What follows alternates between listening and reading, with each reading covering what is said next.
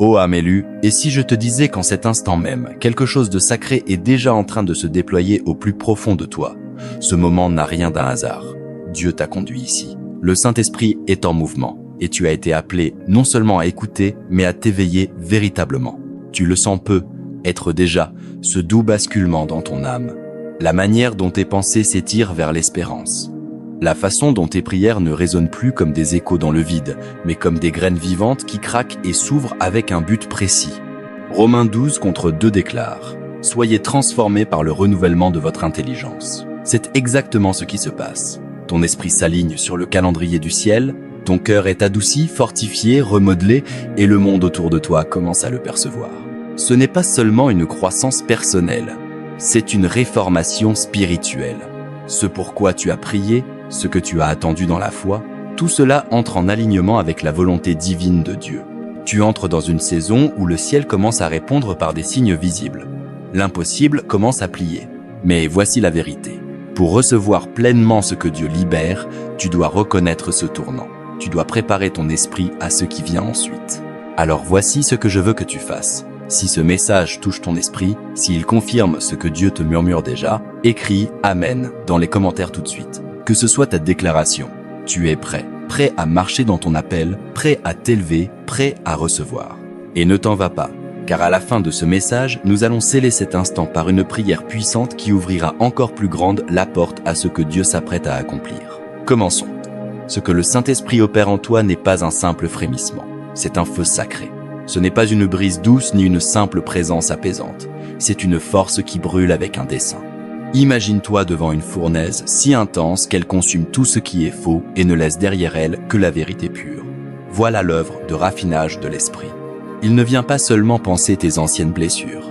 Il vient guérir en transformant, en abattant ce qui ne peut plus demeurer. As-tu remarqué à quel point le changement peut être inconfortable?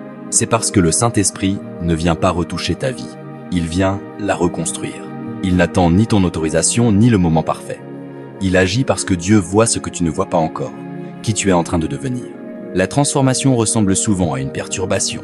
Comme la tempête qui provoqua le naufrage de Paul dans Acte 27, le chaos peut être le véhicule de la délivrance. Quand l'esprit bouge, le confort est bousculé. Les vieilles habitudes se brisent, les relations bougent, les pensées se réorganisent, et au milieu de tout cela, tu peux te demander pourquoi cela ressemble-t-il à une tempête? Parce que les tempêtes préparent le sol pour qu'il pousse quelque chose de plus grand. Ce processus de raffinage n'a pas pour but de te détruire, il a pour but de te révéler. Dans Zacharie 13:9, Dieu dit « Je les affinerai comme on affine l'argent, je les éprouverai comme on éprouve l'or. » C'est ce qui t'arrive, tu n'es pas brisé, tu es forgé. Et avec ce forgeage viennent la puissance, la force, la clarté et le courage que tu ne soupçonnais pas. Tu commenceras à remarquer les signes, d'abord dans ton apparence. Oui, même ton visage commence à changer. Pas grâce au maquillage ou à une image travaillée, mais grâce à la lumière.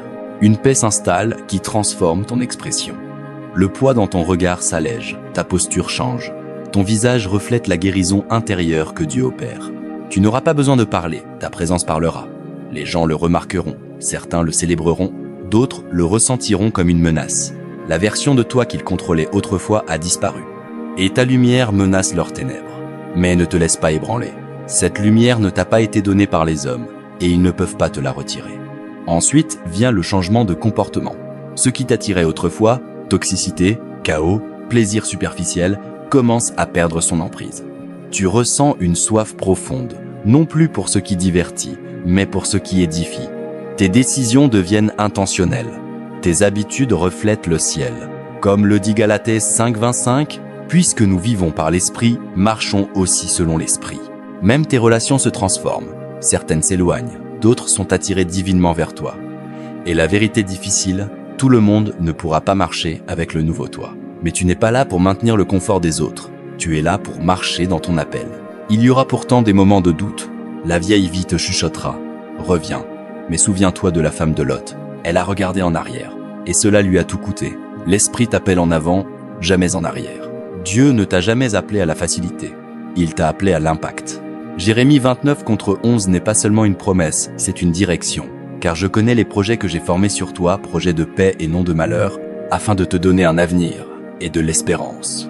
Tu ne t'éloignes pas seulement de quelque chose de brisé, tu marches vers quelque chose de divin. Alors quand c'est dur, quand le passé semble plus sûr face à l'inconnu, accroche-toi à Ésaïe 40 et 1 contre 10. Ne crains rien, car je suis avec toi. Ne sois pas effrayé, car je suis ton Dieu. Je te fortifierai, je t'aiderai, je te soutiendrai de ma droite victorieuse. Chaque acte de reddition est une graine. Chaque choix de t'élever est une percée.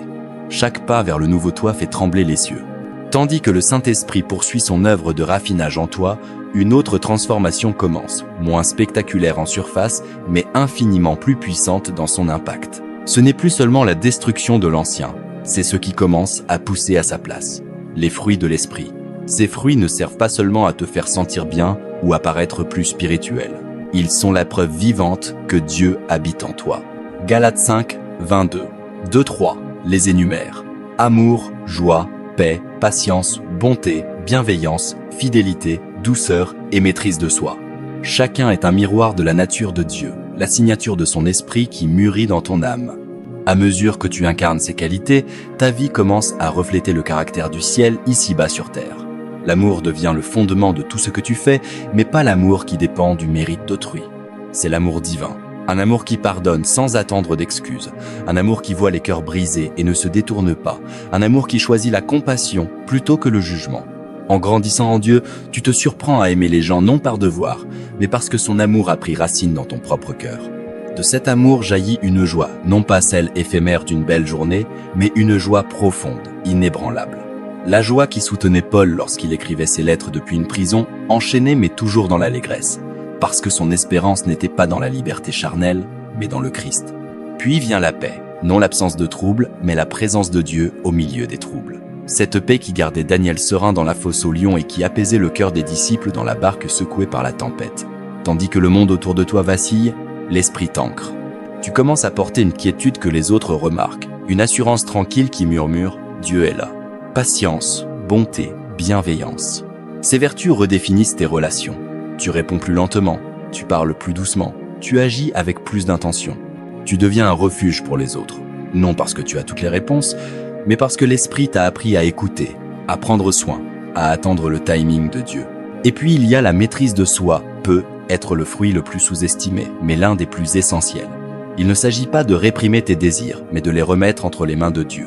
C'est la capacité de faire une pause avant de réagir, de prier avant de parler, de t'éloigner de ce qui te consumait autrefois. Quand l'esprit te guide, tu commences à dominer ce qui te dominait. Ces fruits ne fleurissent pas du jour au lendemain. Ils poussent dans la reddition, dans le feu, dans le choix discret d'obéir quand personne ne regarde. Et à mesure qu'ils mûrissent, ta simple présence commence à changer l'atmosphère autour de toi. Tu deviens lumière non par effort, mais par essence. Mais à mesure que cette transformation s'épanouit, un autre processus commence, souvent inattendu et douloureux, l'émondage des relations. Tout le monde ne restera pas à tes côtés pendant que tu grandis. Certains qui se sentaient autrefois comme une maison deviennent distants. Ceux qui soutenaient tes luttes peuvent résister à ta force. Ceux qui encourageaient ton insécurité peuvent haïr ta guérison. Cela fait mal. Mais ce n'est pas une punition, c'est une protection. Jean 15 contre 2 dit « Tout sarment qui porte du fruit, il l'émonde afin qu'il porte encore plus de fruits. » Dieu ne raffine pas seulement ton caractère, il raffine aussi ton cercle. Tu peux te sentir isolé.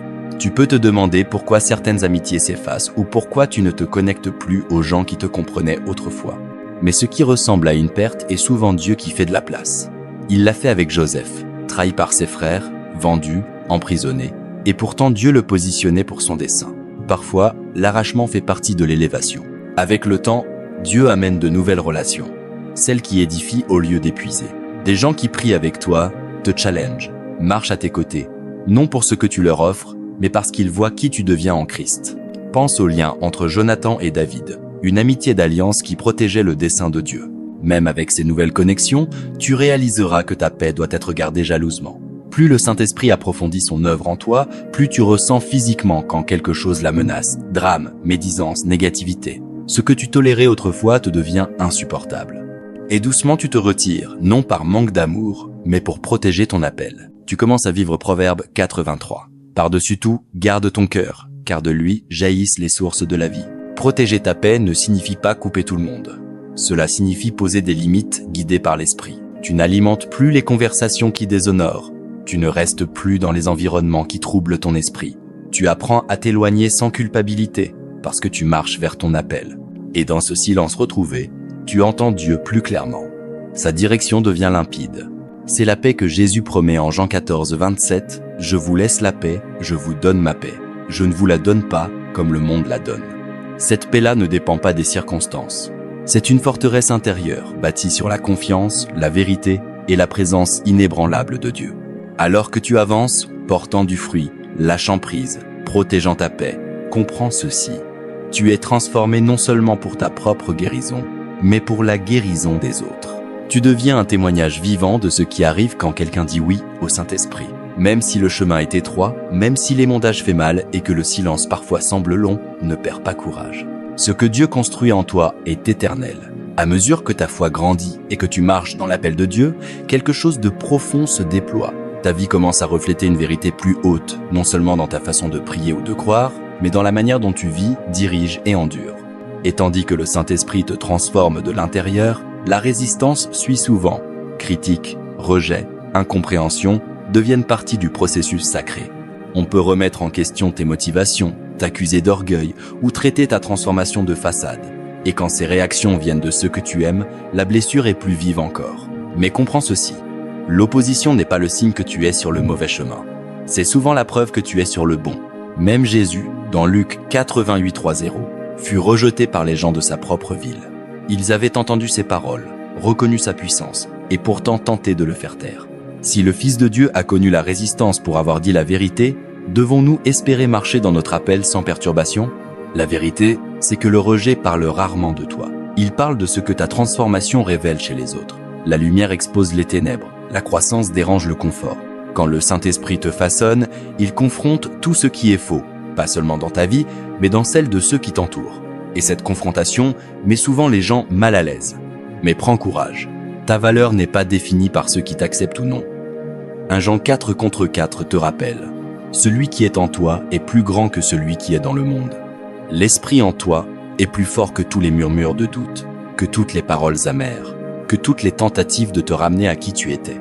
Dans cette tension naît un don magnifique, le discernement. L'un des cadeaux les plus puissants du Saint-Esprit est la capacité de voir clair. Ce qui te confondait autrefois devient limpide. Tu reconnais la tromperie non par suspicion, mais par vision spirituelle.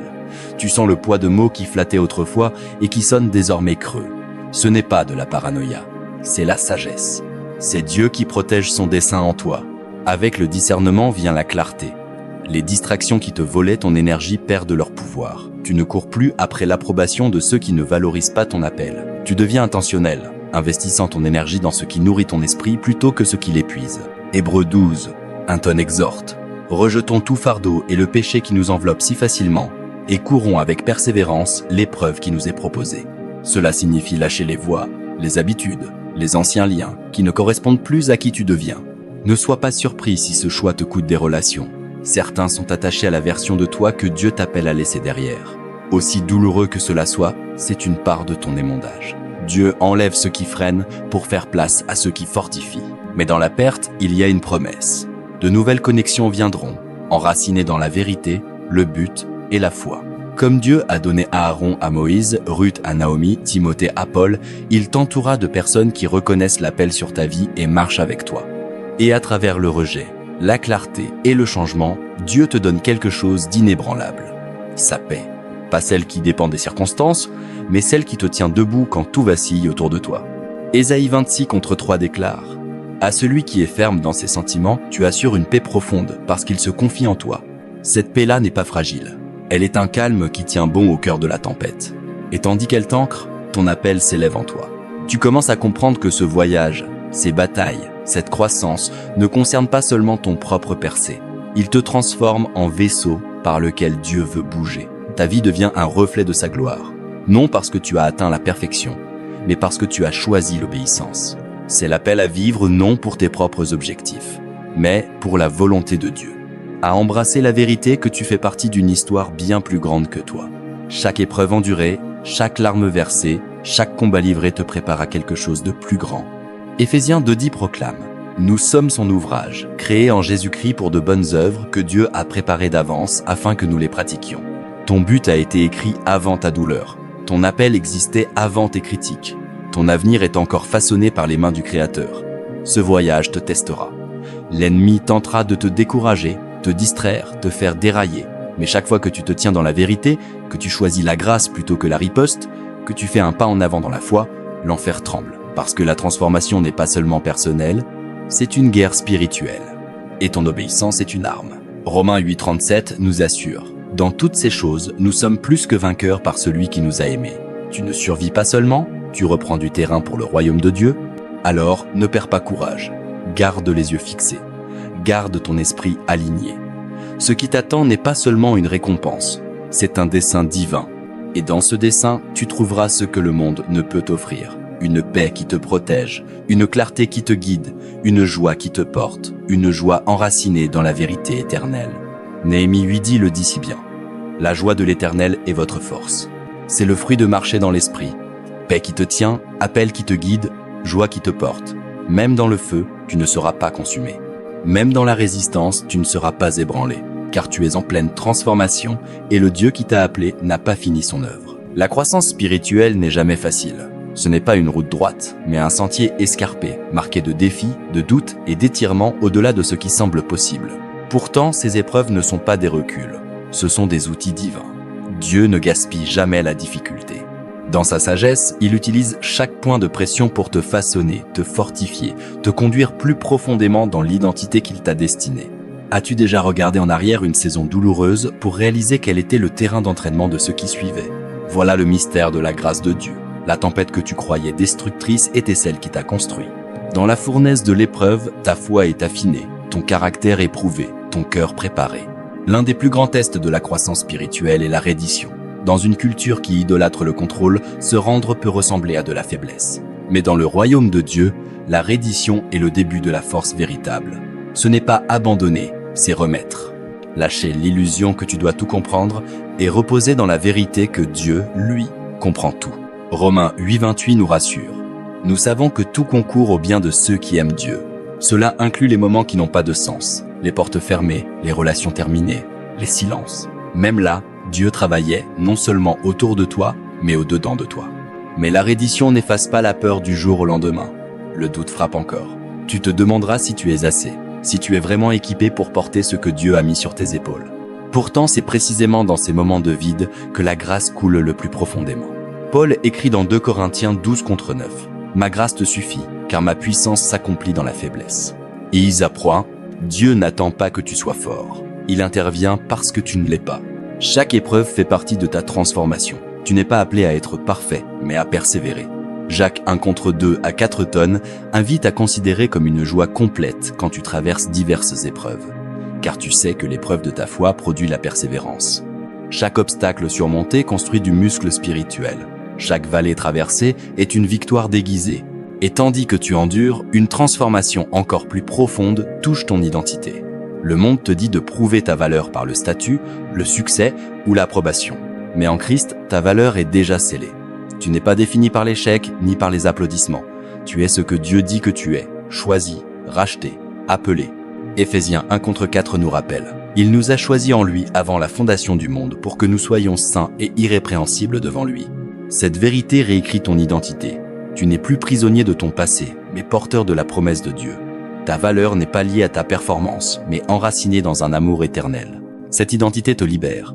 Elle fait taire la honte. Elle écrase la comparaison. Elle te permet de vivre avec audace, non à cause de qui tu es, mais à cause de celui à qui tu appartiens. En Christ, tu es une nouvelle création. Les chaînes du passé se brisent sous la puissance de qui tu deviens. Mais avec l'identité vient le but, et avec le but vient la responsabilité. Quand tu sais qui tu es en Dieu, tu arrêtes de courir après la validation et tu commences à marcher dans la vision. Ta vie reflète les priorités du ciel. L'un des moyens les plus puissants de rester aligné avec le dessein de Dieu est la prière. La prière n'est pas un simple rituel, c'est une relation, un moment de reddition et de connexion, un espace où le Saint-Esprit te parle au cœur et révèle ce qui a besoin de guérison, de raffinage ou de libération. Parfois, c'est dans les murmures silencieux devant Dieu que tu reçois la direction la plus claire. Psaume 34 contre 10 à 7 dit « Les justes crient, et l'Éternel entend. Il les délivre de toute leur détresse. » La prière n'est pas passive, c'est une guerre. Chaque prière est une déclaration. Je ne me bats pas seul. Je fais confiance à celui qui va devant moi. Pourtant, la prière nous invite souvent à attendre. Il y aura des saisons où tes mots sembleront sans réponse apparente. Mais le silence n'est pas absence. Dieu travaille toujours, simplement pas toujours comme tu l'attends. Ésaïe 55:9 nous rappelle « Autant les cieux sont élevés au-dessus de la terre, autant mes voix sont élevées au-dessus de vos voix. » Alors continue de prier, surtout quand c'est difficile. Chaque prière, chaque pause, chaque larme versée en sa présence devient partie de ta transformation. Et puis, quand ton esprit se fortifie, Dieu te demandera quelque chose de plus dur encore, la foi de sortir de ta zone de confort. La croissance n'arrive presque jamais dans la sécurité. Le Saint-Esprit te conduit souvent vers des terres inconnues, non pour t'effrayer, mais pour approfondir ta dépendance envers lui. Ce saut dans la foi que tu hésites à faire pourrait bien être la porte de ta prochaine percée. Pense à Abraham quittant tout ce qui lui était familier pour une promesse. Pense à Esther risquant tout pour répondre à son appel. Ils n'avaient pas confiance en eux-mêmes, mais en Dieu. 2 Corinthiens 3:5 nous dit « Notre capacité vient de Dieu. Tu n'as pas besoin d'avoir toutes les réponses. Tu as juste besoin du courage de dire oui. » Chaque acte d'obéissance devient un pas dans l'extraordinaire. Ce qui t'intimidait autrefois se transforme en confiance. Non parce que tu es devenu plus fort, mais parce que tu as vu ce que Dieu peut faire avec une vie rendue. Et à chaque pas en avant, la peur perd du terrain. Le doute s'affaiblit, la foi s'élève. Tu arrêtes de vouloir contrôler chaque issue et tu commences à reposer dans la vérité que Dieu dirige ton chemin. Oui, ce sera inconfortable. Oui, cela t'étirera. Mais la récompense, le but, la paix, la joie, une vie ancrée non dans les circonstances mais dans l'appel, dépasse tout. Imagine ce qui pourrait arriver si tu choisissais la confiance plutôt que la peur. Si tu disais oui à l'inconnu, croyant que Dieu est déjà là-bas, à préparer le chemin. L'inconfort que tu ressens n'est pas une punition, c'est une préparation. C'est le sol sacré où commence la transformation véritable. Voilà ce que signifie marcher avec l'esprit, se rendre, croire, s'élever. Laisse les épreuves te façonner, laisse les prières te changer. Laisse l'inconfort te propulser, car ce qui t'attend est infiniment plus grand que tout ce que tu laisses derrière. Et à travers tout cela, souviens-toi, tu n'es pas seul. Tu es guidé, fortifié, renouvelé à chaque pas. L'un des signes les plus clairs d'une véritable transformation spirituelle, c'est la preuve visible que le Saint-Esprit travaille en toi, non dans les paroles, mais dans le fruit que ta vie commence à porter. Galates 5:22-3 répète « Amour, joie, paix, patience, bonté, bienveillance, fidélité, douceur, maîtrise de soi. » Ce ne sont pas des qualités que tu forces. Elles sont le résultat naturel de rester connecté à la vigne. À mesure que tu marches avec l'esprit, l'amour coule plus librement, même envers les plus difficiles. La joie prend racine, stable et insensible aux circonstances. La paix devient ton ancre, la patience, autrefois un combat, se met à grandir. Cette transformation n'est pas seulement pour toi. Elle devient une lumière pour les autres, révélant la présence de Dieu à travers tes actes et ton cœur. Mais vivre le fruit de l'esprit n'est pas toujours facile. Tu seras étiré. Il y aura des jours où la bonté semblera impossible et la maîtrise de soi hors de portée. Dans ces moments, Philippiens 4:13 te rappelle « Je puis tout par celui qui me fortifie ». Tu n'es pas censé produire ces fruits par ta propre force. L'esprit te rend capable. Et puis vient le défi de l'attente. La croissance spirituelle inclut de faire confiance au timing de Dieu même quand il est lent, flou ou silencieux. Mais l'attente n'est jamais perdue. C'est là que Dieu te prépare, te fortifie, t'enracine plus profondément dans son dessein. Ésaïe 55:9 répète « Mes voix sont plus hautes que vos voix ». La maturité spirituelle véritable, c'est apprendre à reposer dans le plan de Dieu même quand il se déroule autrement que tu l'imaginais. Et à travers tout cela, la grâce te soutient, non parce que tu es parfait, mais parce que lui l'est. Sa grâce pardonne, restaure, rend capable. Comme Éphésiens 2:8-9 le dit, c'est par la grâce que vous êtes sauvés, par le moyen de la foi. Et cela ne vient pas de vous, c'est le don de Dieu. La grâce te libère de la honte et te remplit de compassion. Tu commences à voir les autres à travers la même miséricorde que Dieu te montre. Tu pardonnes plus facilement, tu aimes plus profondément. Et peu à peu, ta vie devient un reflet de son cœur. Marcher dans l'esprit, faire confiance à son timing, reposer dans sa grâce. Voilà le chemin de la transformation. Non la perfection, mais le progrès. Non la performance, mais la reddition. Chaque pas en avant est un témoignage de sa puissance à l'œuvre en toi. Même dans la faiblesse, tu deviens exactement qui Dieu t'a créé pour être. Alors que tu continues ce chemin à travers le feu et le fruit, l'émondage et la paix, comprends que cette transformation n'est pas réservée au moment d'inspiration. Elle est appelée à devenir ton mode de vie. Le travail du Saint-Esprit en toi ne se limite pas à tes temps calmes ou au culte du dimanche. Il est destiné à façonner la manière dont tu te présentes dans le quotidien. Choisir la patience dans les embouteillages, la bonté quand quelqu'un te parle avec colère, la prière avant de réagir à la peur ou à l'incertitude. Laisser tes paroles porter la grâce même quand tu es épuisé, et tes actes refléter la lumière même quand le monde semble sombre. La vraie croissance spirituelle se voit dans les moments invisibles, ces petits choix cachés que personne n'applaudit mais que le ciel remarque. Commence ta journée en invitant le Saint-Esprit. Seigneur, guide mes pas, non pas ma volonté, mais la tienne. Fais-en ton rythme. Fais de la gratitude ton langage, du pardon ton habitude, de la paix ta protection. Quand ton cœur dérive, fais une pause, respire, souviens-toi qui tu es, et surtout à qui tu appartiens. Il y aura encore des luttes, mais tu n'es plus seul dedans. Tu marches avec l'esprit, ancré dans la grâce, conduit par le but. Et jour après jour, tu deviens un témoignage vivant de ce que signifie être rendu nouveau. Avant de nous quitter, je veux t'inviter à faire une pause avec moi pour une prière. Ce n'est pas une prière ordinaire. C'est un moment de reddition, d'alignement de ton esprit avec le dessein de Dieu, et de laisser le Saint-Esprit poursuivre son œuvre puissante dans ta vie. Où que tu sois, calme ton cœur et laisse ses paroles parler pour toi. Père céleste, je viens devant toi le cœur ouvert et l'esprit rendu, sachant que tu m'as appelé pour un temps comme celui-ci. Merci pour la manière à la fois douce et puissante dont ton Saint-Esprit bouge en moi, me raffinant, me remodelant, me restaurant selon ta volonté. Seigneur, je reconnais que ce chemin de transformation n'est pas facile, mais je te fais confiance. Tu œuvres à travers chaque défi, chaque retard, chaque porte fermée. Tu émondes ce qui ne sert plus ton dessein et tu plantes des graines qui porteront du fruit éternel. Aide-moi à embrasser l'inconfort de la croissance, à rester fidèle dans le désert, à reconnaître ta main même dans le silence. Saint-Esprit, continue de remuer en moi. Que les fruits de ta présence, amour, joie, paix, patience, bonté, bienveillance, fidélité, douceur et maîtrise de soi débordent dans ma vie quotidienne. Que je porte ta paix dans ma maison, que je parle de ta vérité dans l'amour à ceux qui m'entourent, que je marche avec humilité dans l'assurance de mon identité en Christ. Apprends-moi à protéger ma paix, à garder mon cœur, à marcher avec discernement. Là où je suis las, apporte la force. Là où je suis confus, apporte la clarté. Là où je crains, remplis-moi de courage. Et quand je fais face au rejet, rappelle-moi que je suis accepté, choisi, profondément aimé de toi. Père, je te remets mes plans, mon timing, mes attentes. Rends mes pas assurés, non selon ma compréhension, mais selon la conduite de ton esprit. Use ma vie pour refléter ta gloire, non seulement sous les projecteurs, mais dans les espaces cachés où l'obéissance coûte cher et reste invisible. Merci Seigneur pour ta grâce sans fin. Merci de m'appeler plus haut, de me rendre nouveau, de ne jamais me lâcher. Je te fais confiance pour mon présent, mon avenir, et chaque pas entre les deux. Au nom puissant de Jésus, Amen. Si cette prière a résonné dans ton esprit, ne pars pas sans la déclarer. Écris « Amen » dans les commentaires et fais savoir au ciel et à l'enfer que tu dis oui à l'œuvre de l'Esprit dans ta vie. Et si ce message t'a béni, assure-toi de t'abonner pour recevoir d'autres contenus guidés par l'Esprit.